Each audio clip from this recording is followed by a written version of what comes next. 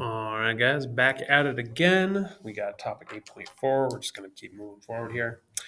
Um, we got this dude right here skiing. So I'm such an extreme sports guy. Probably drinks a lot of Mountain Dew.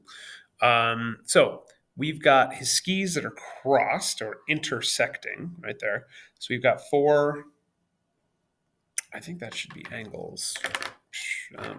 I'll fix that on the typo. I'll fix that on the one that you guys work on. And so we've got four angles right here. We've got angle 1, angle 2, angle 3, and angle 4.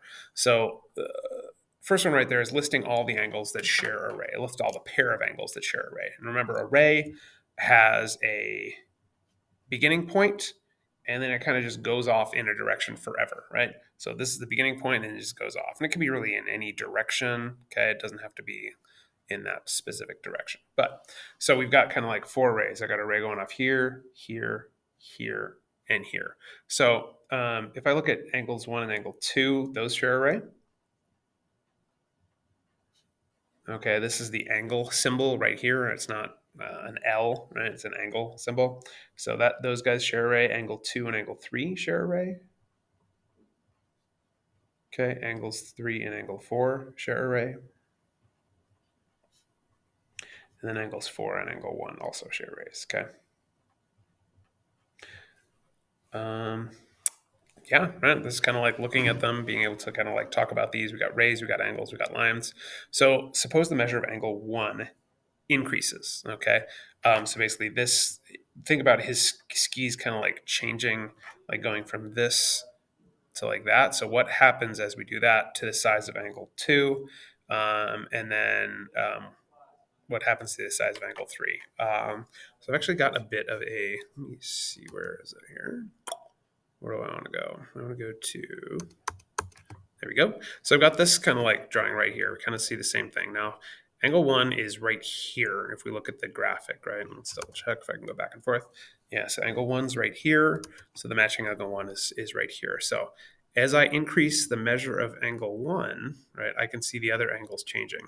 So as this angle increases, the measure of angle 2 decreases, right? So I change it up there. And then kind of they all change as we change the angles right there. So if we do the measure of angle 1, what happens to the size of angle 2? Well, angle 2, since it's right next to it, is going to decrease, but angle 3 is actually going to stay the exact same shape, right? So if I have angle 1 here and angle 3 right here, you can see that it's the exact same number, right? So they kind of, no matter how we switch things up, they stay the same, right? And then, similarly, these angles that are across from each other stay the same as well. So we're going to call these vertical angles, and we'll get into that in a second here. But if we increase the measure of angle 1, the size of angle 2 will decrease.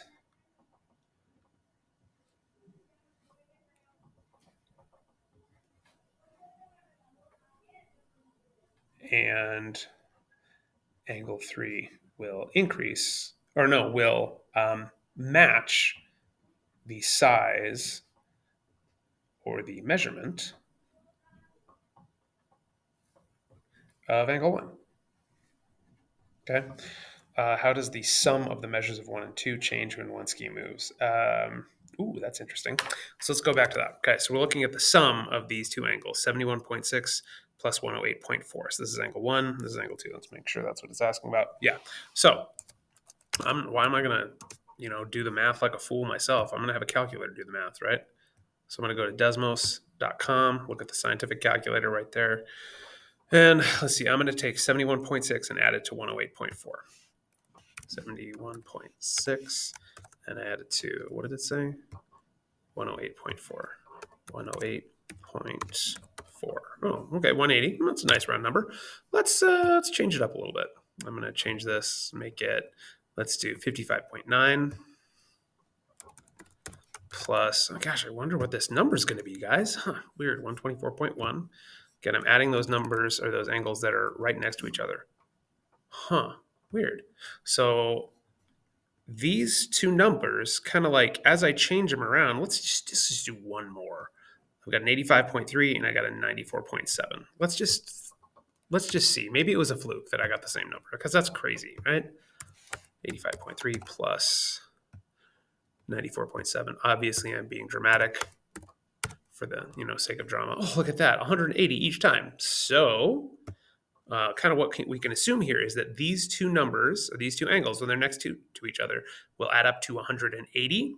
But the ones that cross from each other, they will add up to, or they won't add up, but they will be the same number. Okay. So how does the sum of the measures of angle 1 and 2 change when one ski moves? The sum doesn't change at all, right? The sum will always measure 180.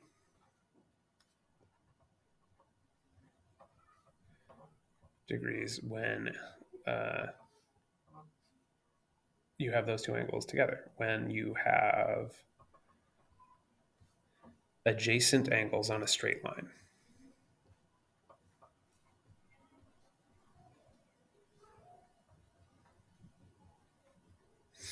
Okay. Yeah, cool. Moving on. A skewed intersection. Golly, man.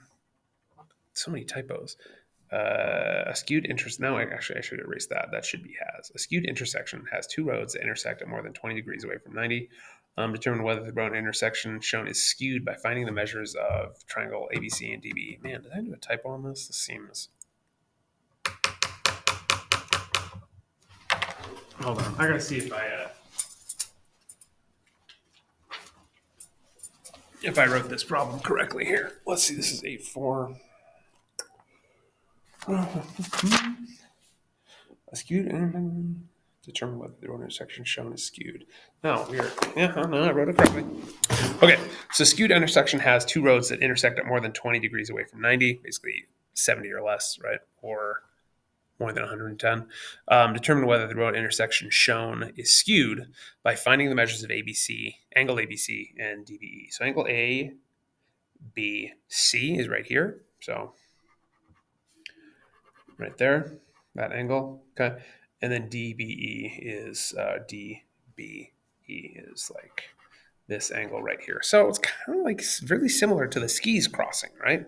And so we've already kind of figured this out, right? We kind of know that angles that are across from each other, these two angles, will be equal, right?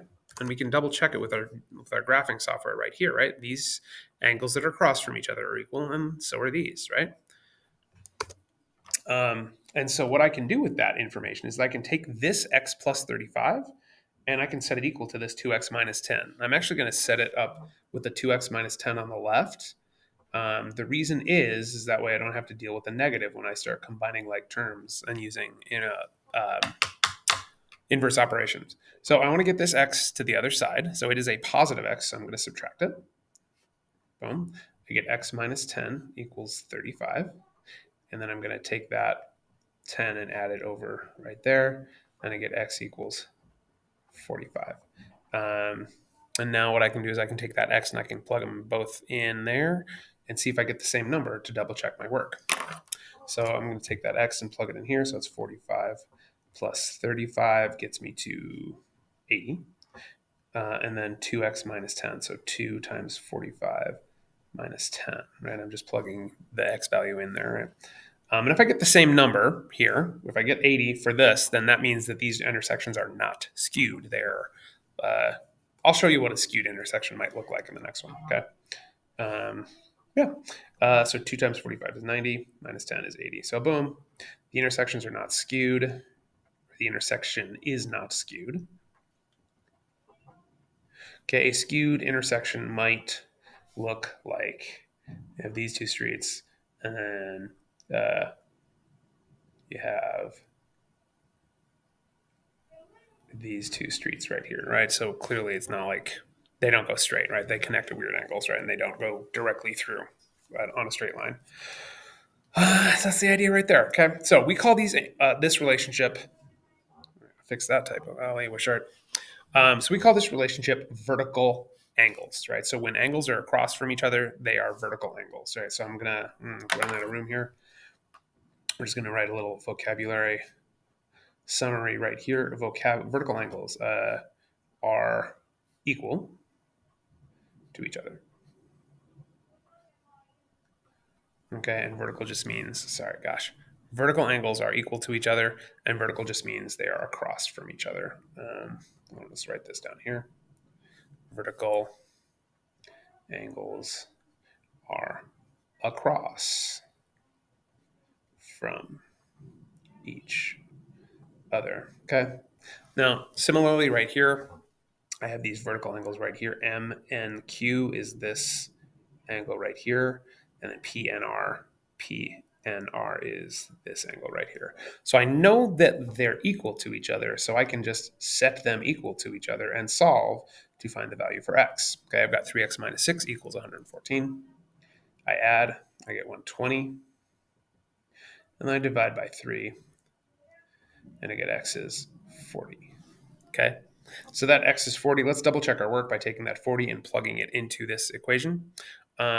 So I'm going to say 3 times 40 minus 6. 3 times 40 is 120. Minus 6 is, oh, look at that, 114. Oh, gosh, it worked out perfectly. Isn't math so wonderful, guys? Yeah, so vertical angles. Angles that are across from each other, right, are always the same measurement, right? And again, when we go back to this, we can see that no matter kind of how I set my lines up, the angles that are across from each other are always going to be the same measurement, right? Okay. There you go. Okay, moving on. Now, another concept right here, we're going to have complementary and supplementary angles, okay? So we've got the summaries right here, complementary angles and supplementary angles. Complementary angles add up to 90 degrees. That's what that little box means, that it is, they add up to 90. And then supplementary angles like this, they could even be like right next to each other, like this. We could actually take that 50 and kind of put it right there, right? It would fit snugly in right there. And we've already talked about this concept, right? This 64.1 plus 115.9 is equal to 180 degrees, right? We did it. We proved it with 3 different kind of sets of angles right there, okay? So we've already kind of talked about at least the supplementary angle portion of it, right? So for this one, I've got ray EG splitting it in 2. Find the value of x. Well, I know that's going to add up to 90, right? So a sum of 90 degrees. So I can take that 3x and that 36. I can add them together, and I set it equal to 90.